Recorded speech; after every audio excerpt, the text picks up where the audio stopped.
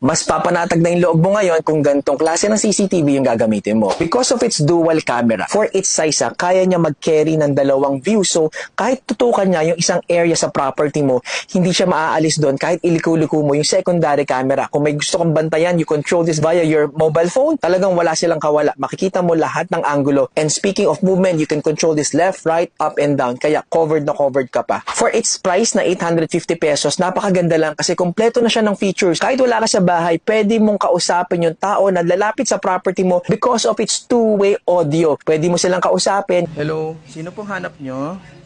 Hello, pakiiwan na lang po ng parcel dyan. And you can even give a warning through the alarm or pwede mo silang bigyan ng notification na under surveillance. Caution, you are under surveillance. At napaka-durable na to. It's designed to be outdoors. Pwedeng maarawan, pwedeng maulanan, hindi ka matatakot na masisira siya. 24-hour surveillance. So kahit sa gabi, ganito siya kalinaw. In